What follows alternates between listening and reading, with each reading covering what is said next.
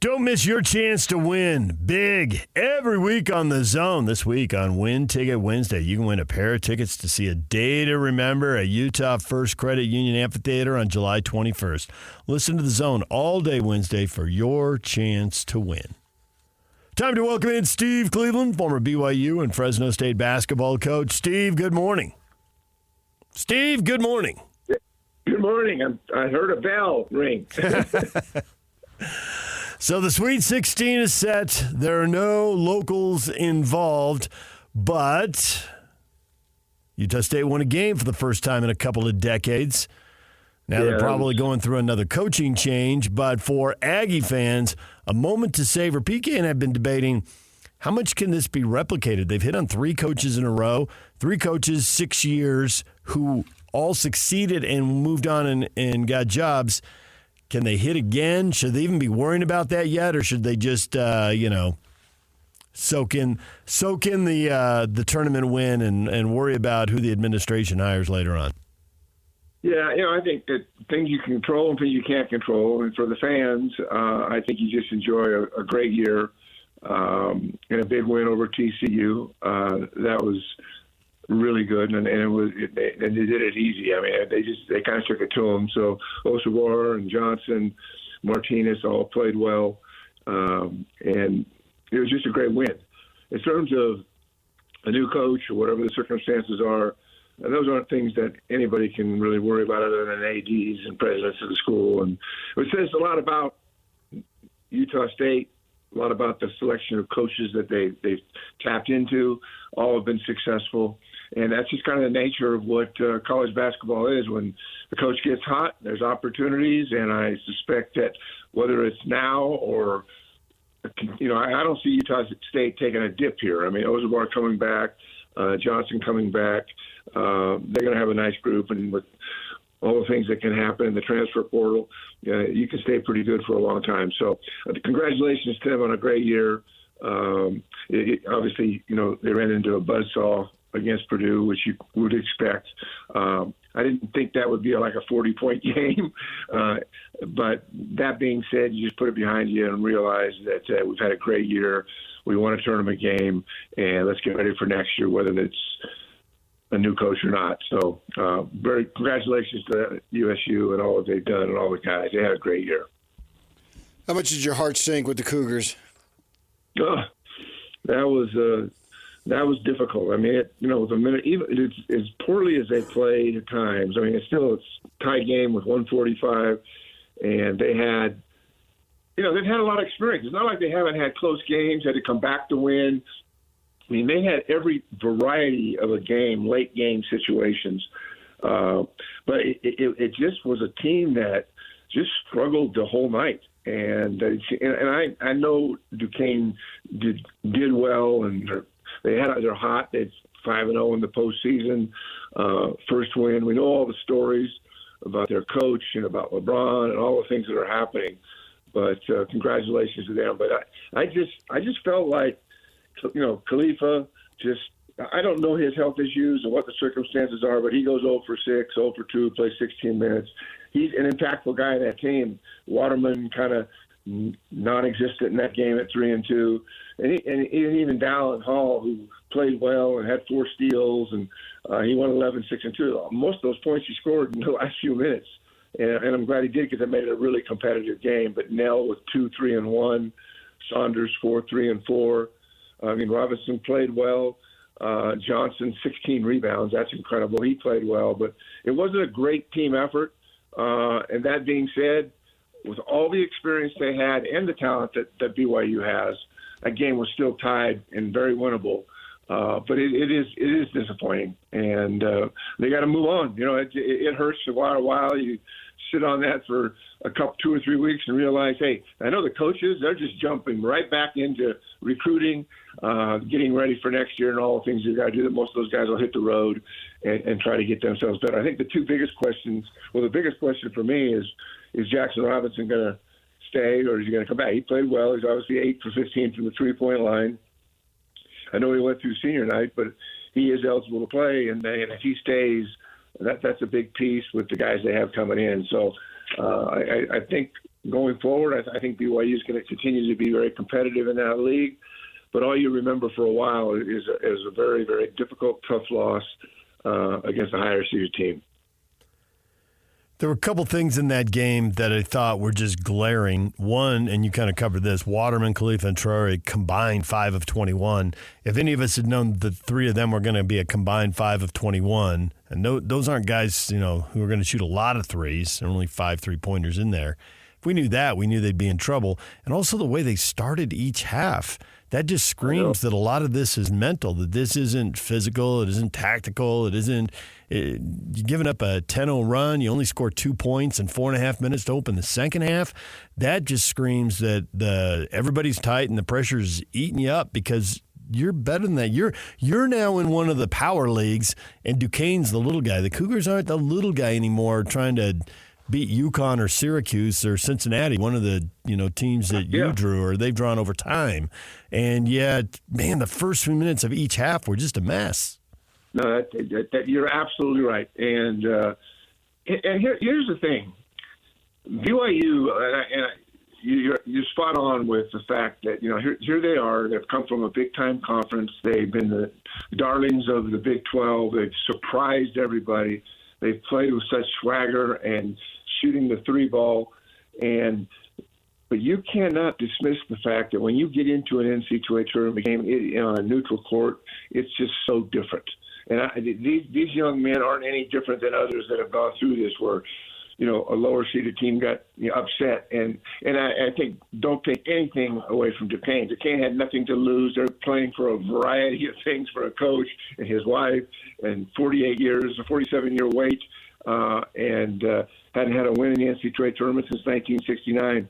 So I would say that in that game that Duquesne was probably more relaxed, more settled, they're on a mission. They played under a different set of emotions, and BYU, who had surprised the world, had kind of been the darlings for a long time in the Big 12, had some just amazing wins, and they did it so differently than everybody else has done it, with how they ran offensively and what they did defensively. But it was pretty obvious that Khalifa and that Foose and Waterman were just one of them. The game that went on the line. And listen, I love Foose, and you don't put anything on one guy in a game. But I'd have just liked to see Foose, instead of just settling for that little jump hook at a really, really important time in the game, to just kind of go at him and try to get to the free throw line. That was the one that just kind of took my breath away when I was watching the game. No, and listen, that's not Bruce's problem in terms of nobody lost this game individually. This is a collective effort where they just got beat by a team that was more aggressive, more confident, had the swagger when they kept going, and they had leads, and BYU just hung in there and stepped in there, and again with a minute and a half or so, it's tied up. But you can't have games where your perimeter guys have been seeing Saunders. Man, I love Saunders, and he has played well, competes. But you needed 10 or 12 points from him. Nell's a guy that averages 10 or 11 points. You needed that, and then between Khalifa and Foose, you're expecting about 20 to 25 points a game because that's what they did, but not that day. And so it hurts.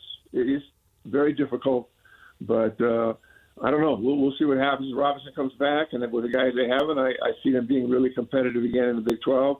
But when these things sting, I've gone through this, and it's just there's a hurt there that you can't describe, and you just keep busy. The easy thing for the coaches is that they just got to immediately jump right into recruiting and on the road, and you kind of are able to kind of focus on other things to take the pain away. The players sit there just kind of like, oh man, and they can't wait for when are we going to practice again? We want to get this bitter taste out of our mouth. But great year, really, really tough loss, and hats off to Duquesne. Kind of a magical postseason.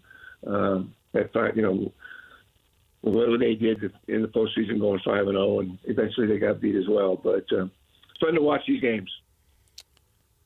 Putting together a roster is like a big puzzle. All the pieces have to fit. So from that perspective, they've got some recruits coming in. This Chandler kid, he's as hyped as pretty much any local recruit that I've heard in a good while. We'll see how it plays out. And they got a kid from Idaho, a big guy coming in, and all that stuff. So other than that, as you incorporate these new guys, what do you think this team needs to take that next step? Because it's not like they're that far away.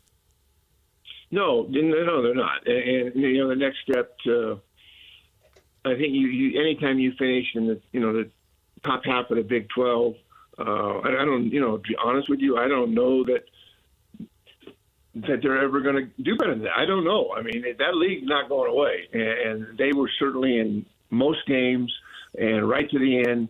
So when I look at the needs of this team, I think the thing, first of all, that jumps out to me is having another point guard.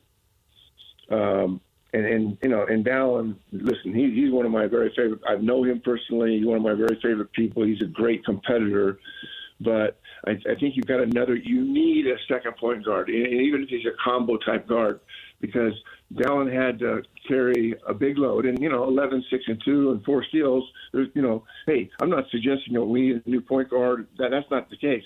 I think you need to add to your depth, and I think that's something that they need, first thing. I think that Chandler is a young man. I've seen a little bit of film on him and talked to a few people. I think he's an impactful guy. I think he can come in. Again, you never know how people the transition from, I don't know when he gets home from his mission, what those circumstances are. But he's another player with size that can shoot it. And, yes, they're going to miss Spencer Johnson. There's no question. He had a great career. I mean, 11, 16, and 3. You could say he laid it all out there in that loss. But I think you can't have enough shooters. If Robinson comes back, that takes a lot of pressure off recruiting because Chandler can shoot it, Robinson can shoot it, Saunders is going to continue to be better. Nell had great games, kind of up and down, health issues. Johnson's believing we know what Hall can do, but I still believe that as a backup. You need another point guard or a combo guard, a guy that can give him minutes. And I think defensively Hall did a solid job. But, Khalifa is going to be Khalifa. If he can get healthy, they'll continue to run that action. I will say this about Duquesne. They locked BYU up defensively. I mean, the game prep for Duquesne was incredible. They had the athleticism to guard and take things away, and they didn't allow BYU to run a lot of their action. Of course, a lot of that action is dependent upon Khalifa, who at the high post can make decisions and make threes, and he was a non-factor in that game. Now it's just kind of like they're playing regular basketball, inside out, and Duquesne locked them up. I mean, again, they had a great game plan. They stayed with it. They were aggressive. And it kept them in a game where, it was still in question with a minute to go. But there's no way Duquesne wins that game without that stellar defensive effort. And I think they did as good a job as anybody in the Big 12 in terms of taking away what BYU loved to get. And that was just kind of a situation where you're looking for back cuts, you're looking for curl cuts, you're getting to the basket. Khalifa's just a very, very good passer. But they took all that went away when Khalifa was not playing well, and you get him out of the game, and Waterman couldn't stretch anybody, so they didn't have to guard him out at the three. So Duquesne had a great game plan, put themselves in a good position. But I think, with the guys coming in, if Robinson stays, if he doesn't stay, then they'll need to continue to look for, big guards that can shoot it. I think his name's escaped me, but the young man from Irvine, I actually really like. What was his? I forgot his name. Dawson Baker. Yeah. I watched him in practice. I watched him a little bit in the games that he played in. But here's another guy that's been a Division I player for 4 or 5 years. It won't surprise me to see him step in along with Chandler and have an immediate impact in that team. He has skills.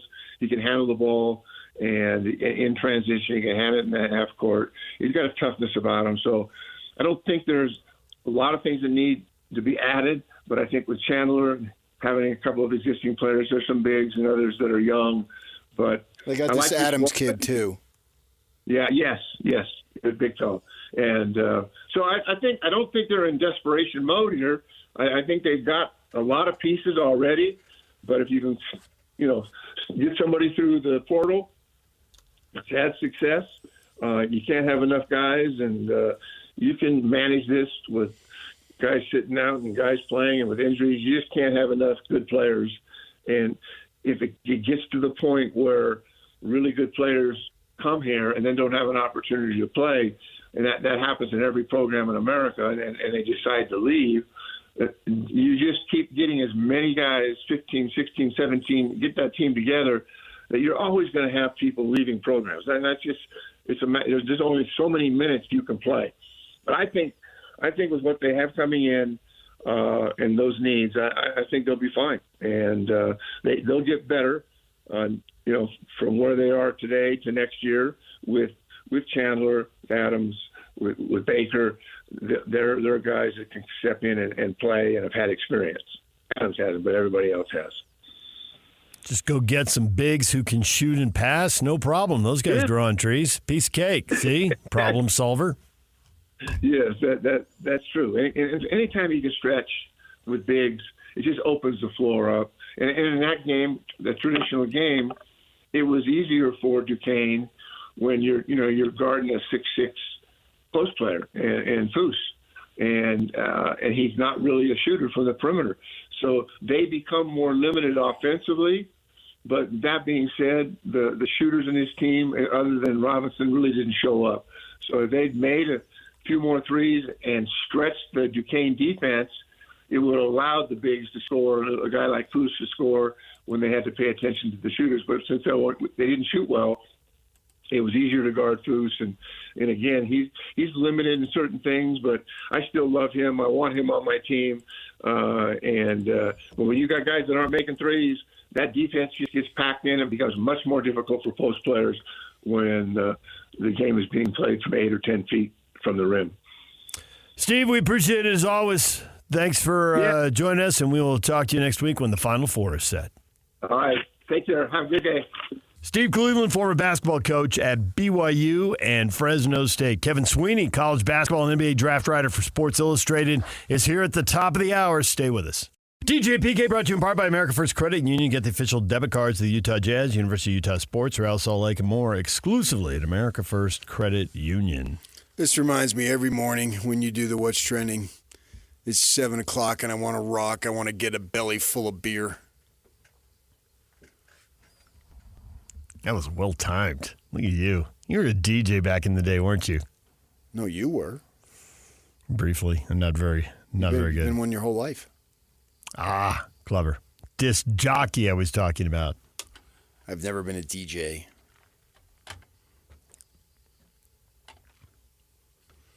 Don't give me none of your aggravation. I've had it with your discipline.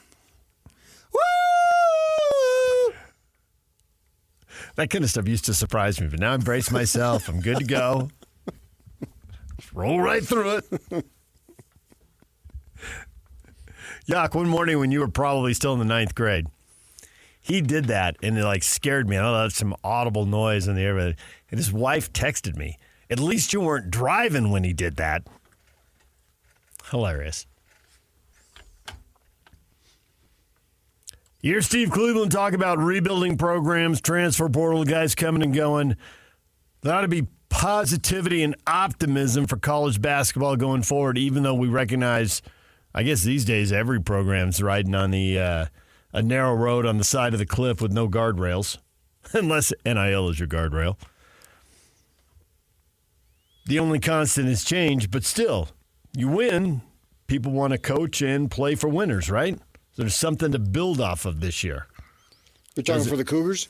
Cougars and the Aggies. I mean, both these teams out of the NCAA tournament since the last time you did a show, so you can react to them both. There's a lot of mourning, wailing, and gnashing of teeth over the Cougar loss on Friday. There should be. There was. There should be today, too. I don't know if people were over it, if they said all they had to say. How you get over it? You don't get over it. You deal with it, but you don't get over it. No, you're a fan. You only have so much control. I don't know. Maybe they are. You Maybe have zero control. You can only control your own emotions, but you don't get over it. How much money you give them. That's only a select number of fans. They don't. 95% don't have money to be given, nope. Even though Buy they a ticket. all want to be a Utah County entrepreneur. Yep. and all that, and it's what they live for, and try to scam off your fellow citizens there, make money off of them. But they should be. That was an inexcusable loss. There's no doubt about it. They shouldn't be over it today. It's going to take weeks, man. This is the Taylor Swift thing. There's a song that she's got. It's called Cruel Summer. That's what awaits them. I mean, this has got to eat at you. And the coaches, they shouldn't get over it. Absolutely not. It's got to eat at them. You got to drive them to be better. And it's almost to the point where the fact that they lost that game, it already puts a damper on next season. Because, great, this is Lucy taking the ball away from Charlie Brown. You can have a nice, great season again. You can do better. You can do worse. Funny thing, you can do worse but win an NCAA game, and then it'll be better. You could do better and lose again, and it'll be doubly worse. We've been down this road now. You've set the bar, and then you gagged in the I was going to call it playoff, but tournament game. You did. You can spin it any way you want. Getting shut out for 5 minutes to start the game. Yeah. And only 2 points in the first 4.5 minutes of the second half. So now you've led us to believe that, well, wait a second here. It's everything they accomplish next season, which could be great. It's going to be a yeah, but until they do this. Going to win a big game at some point in January, but everybody's going to be thinking, how's this going to translate in March? Right. Yeah. It'll be looming over them until they get her And it's done. going to be the Steve Young thing, to use one of their own. We remember. We saw the film, Get the Monkey Off My Back. This gets the monkey off my back. They won the Super Bowl. That's where he was. That's where they were. Particularly it was him, not the Niners, because the Niners had already won. They'd experienced. No, it was really weighing on him. Right. Yeah. And so he did it. He came through. Now, it's not going to be weighing on any individual because I believe 100% with Coach Cleveland when he said there's no individual who lost that game. There's nobody who really stunk it up to where you can point to player XYZ. No, it was a collective loss, obviously. So we're not it's not the same situation, but the parallel is that Steve Young, as the quarterback of the Niners in those days in the 90s, that it wasn't going to matter really what he did in the regular season. It was going to matter what he did in the postseason. Now, he was awesome, and he threw 6 touchdown passes or whatever it was and blah, blah, blah. And he's a Hall of Famer, and so he answered every question that was thrown at him. There's no question about that. BYU, we're not expecting them necessarily to make some phenomenal run in the NCAA tournament. We're just looking for the bottom to get a win. And when you are seeded 6th, you've got to win that game. Now, going forward here, the good thing for them, and you never know who's going to come and go, but as we sit here right now this morning, I think they've got a good nucleus without Robinson. If Robinson comes back, then that's an absolute bonus, no doubt about it. But I'm assuming, just for the discussion's sake, I don't have any inside info, but just for discussion's sake, that he doesn't come back. I still believe they've got an opportunity to be better than they were next year. And that's great. And then when we get to this time next year, they've got to cash in. They've got to win in the tournament. That's the standard that they have set. And it's for better or worse because they had a really good season. There's no doubt about it. And then that's why the loss was so shocking. Steve Cleveland's first years when he took the team. It was not shocking. Yeah, when they went to the NCAA tournament, they were underseeded, and they lost close games. To power schools from power leagues who had tournament experience. Yeah. Right. Okay. They were underdogs. So it wasn't like that was just But now stunning. You're in the Big 12. Yeah. You're in one of the best leagues in basketball. They love to tout themselves as the best league. Obviously, that it upsets the ACC, who has 4 teams in the Sweet 16. They game the system. But regardless, you're in one of the elite leagues for sure. And the league will be better next year. And Duquesne didn't really have size. Duquesne certainly didn't have any tournament experience, and yet they're poised out of the gate, and you're struggling to find yourself and playing really poorly. Yeah, you can't have that. Cannot happen. It reminded 2 me 5-minute of lapses in a tournament game will get you beat 9 times out of 10. watching that game. It reminded me of Sean Miller when he was coaching at Arizona, sweating through everything, the pressure. And the way, how tightly they squeeze the ball, metaphorically, and his team always found a way to lose at some point. I mean, there's so much pressure. A lot of it's self-induced, but it's also because you've got a really good program, and BYU right now has a good program. And so that leads to increased pressure and trying to get over that. And I think they got swallowed up in that pressure. It reminds me of when Gary Croton took over BYU. It was his dream job. He grew up, metaphorically speaking, in the shadow of the stadium, right? And he had that opportunity, and he succeeds a legend, the legend. And the guy knows football, man. I know he knows football. I talked football with him a bunch. He taught me football. This guy knows as much football as anybody. But just the amount of pressure that he felt to get that program where he wanted it to go, he got swallowed up. It was sad to see because he's a good man.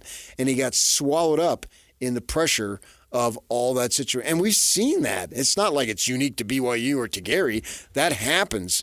That you got to find a way somehow to be able to deal with it, because these guys, even if there's no pressure, they put enormous pressure on themselves. Yeah, but there is pressure. Yeah, you're right. Obviously, there is. Even if there's, and that's why they say no one puts more pressure on me than me. Well, they are putting pressure on themselves, right? Yeah. But there's still pressure from ADs who want to keep their jobs and boosters who want to see a return for the donations, and they're just writing bigger checks now with NIL. $2.5, $3 million to build an NCAA tournament team and at-large team. Right. I felt bad for Mark Pope because he hasn't gotten a tournament win. He's been there. They've had a good season. He had the plan. The plan worked. Go through the struggle last year, set themselves up this year. He got that job done. Really, really good season. Opportunity to win a tournament game was handed to you, whether they got a 5th seed or a 6th seed. Now you're thinking, well, what's the difference, man? You could have lost to the 12th seed. You play like that, you could have lost to the 16th seed for sure.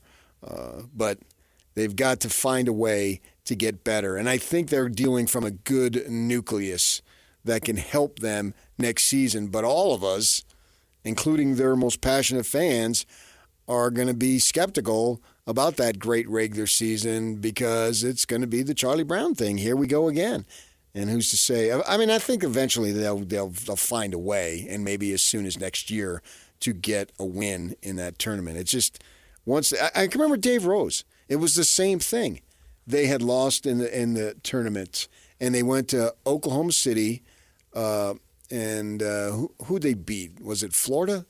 I can't even remember, but I can remember that one Jimmer's junior year. There was a win over Florida, yeah. It was, and because then the next year I think they lost to them when Jimmer was a senior, and I can just remember in the locker room talking to Dave, and I've known Dave for a long time, and it was a sense of relief, and just like they always show the wife. And she's over there stressing like crazy, right? We see that all the time. And it's like it's far more relief. The emotion is relief than joy because you got it done. You finally got that monkey off the back. And Pope is going to have that until he gets it. I think he will get it at some point for sure. And they could very well get it next year. But that's the amount of pressure that these guys are under. And I feel for them. They make a lot of money and all that relative to the rest of us. But they also have an enormous amount of pressure that I don't think we have to deal with. We don't. But it goes back to The Godfather, because everything goes back to The Godfather or baseball analogies. This is the business we chose. And when you're a college basketball coach, once you get to a certain level in a certain program, you're expected to win in the NCAA tournament.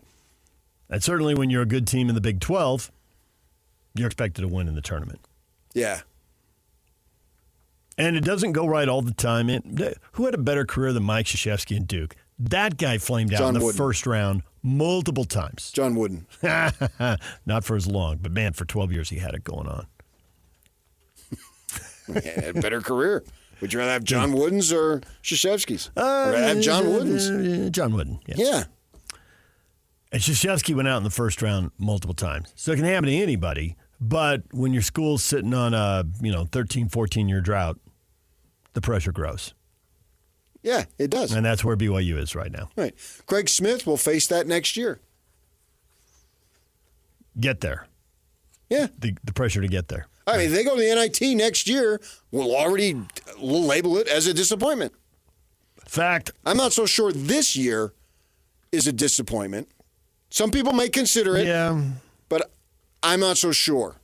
I can listen to argument that going to the NIT this year for Utah and Craig Smith and his tenure at Utah is a disappointment. I can make the case that it's not. At least it's arguable at this point. It's not what you want, but that doesn't mean it's a disappointment. Right. I was going to say, there are Ute fans who think every single year they miss the NCAA tournament is a disappointment because they should be an NCAA program. They should be. That doesn't mean you're going to go all the time. But when the streak goes back, and obviously Craig's not responsible for a big chunk of this streak, but when it goes back 8 years, the frustration is, hey, it's time. Go. And this was a pretty veteran team. But you can argue they got better this year. And as long as they keep getting better every year, well, then at some point they're going to be in the NCAA tournament. They're going to win again. If that's this, you're better. And they won more this year than they won last year. I think that was win 21 last night. I know it was. There you go. And he hasn't had a 20-win team until this year. So. And they're going to beat VCU and Odom, who wanted to get out of Utah. The NIT bringing them back. All roads lead right back. And they're gonna win tomorrow night. We're going into Final Four. Okay. Wednesday night. Right. They're going to win tomorrow night to get set up to play the game.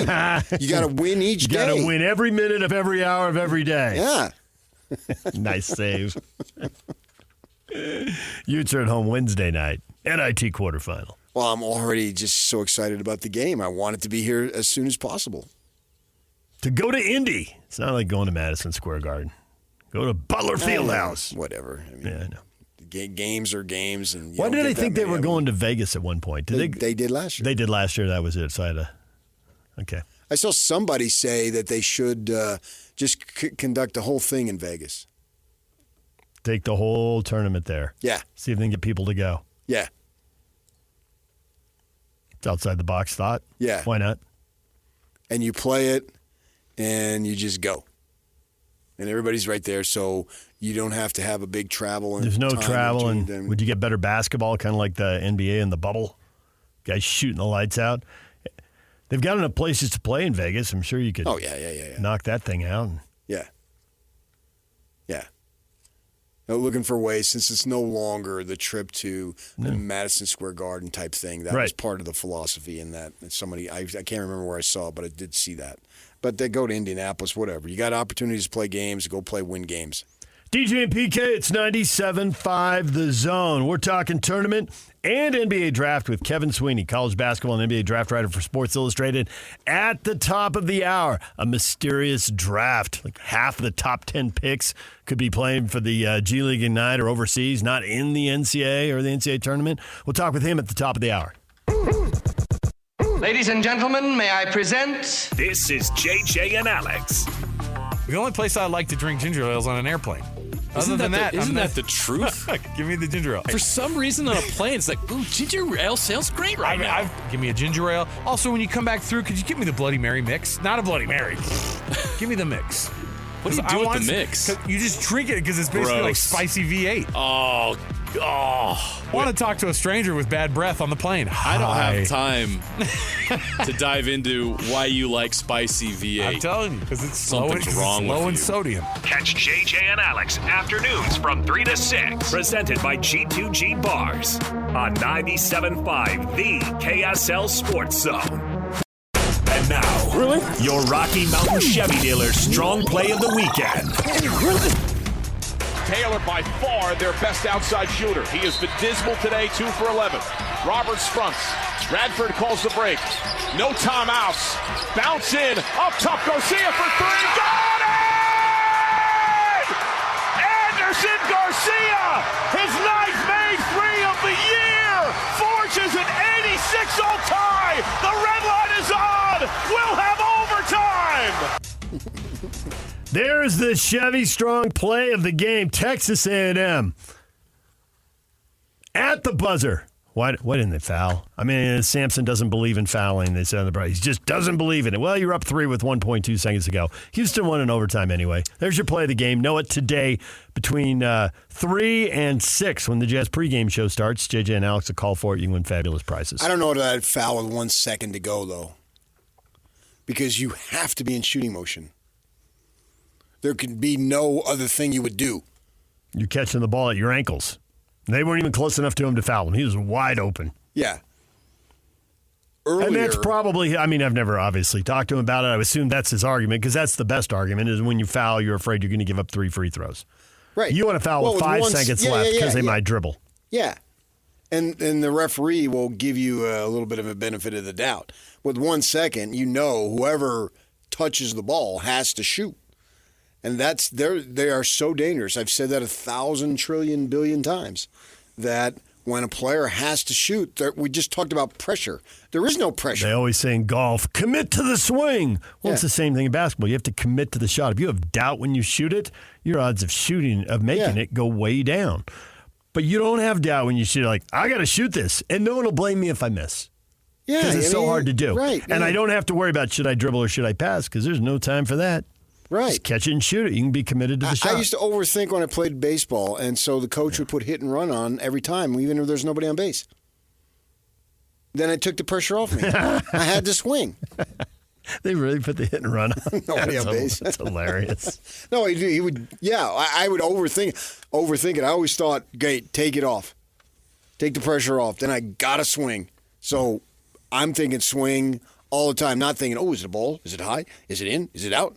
By that time, you're walking back to the dugout. And believe me, I walked back to the dugout many, many times. And so I think you're in a dangerous situation. What I don't understand in those situations, and particularly that one, I was watching it, the San Jose State game, I knew once Yale won, those guys were going to eat those dudes alive. That was so And unfair. if you didn't know that, you should have figured it out in 5 minutes. Yeah, so like 28-12 I was or done with that one. Yeah. And, I've watched Houston play several times this year, and on that particular thing, I thought, why didn't they line up all the defenders at the three-point line? What's the point of having somebody below the three-point line? There wasn't one. Yeah. Go defend the three-point line and wait for them to come there because that's where they're going. They got to get there. And somehow the ball rolls across the court and the kid wide open. It was cool, but, then they didn't pay the ultimate price because then they won the game. Yep. So they would have taken that. But that's what we get here in this March Madness. And we love it. It was exciting. I couldn't care less who wins. I suppose I was thinking about this. If that would have been a Pac-12 team, I would have been rooting for them. But I haven't gotten that connection to the Big 12. The Big 12 and the SEC. Yeah, like earlier. Well, I have none to SEC. Yeah. I'm saying you would have rooted because they're in the conference. Yeah. I was rooting for Colorado earlier in the day. I'm still hanging on to it. But I haven't gotten there yet at the Big 12 level to where I feel like I need to root for the conference yet. Maybe that, cause I'm guessing that it doesn't come. You just never feel it. These schools are all over the place, and they're coming and going. And I know that it's not going to be a 50-year deal. It's not. They're just, some of these teams are just passing through. Something's about to happen again. Yeah. Whatever that looks like. It's like we knew BYU was not a lifer in the West Coast Conference. Right. The West Coast Conference knew it. And it's the same thing here. So I don't know that I can get to that point. I'll root for the local teams for work purposes. Commissioner Mark Few was good with the BYU joining the league because he gave him 2 more quality games. And his team got to play in a hostile road atmosphere. Absolutely. He loved it. He talked about it frequently. Hostile road atmosphere in the conference season. Yeah. Good. They need to be tested like Absolutely. that to get ready for the NCAAs. Yes. Yeah. There's no doubt about it. I wouldn't be surprised if they found a way to play each other in the non-conference. DJ and PK, when we come back, it's Kevin Sweeney, college basketball and NBA draft writer for Sports Illustrated. We're down to the Sweet 16. There's a couple draft prospects you need to watch. They could be right in the Jazz neighborhood. We'll find out what Kevin thinks about those guys next. Stay with us.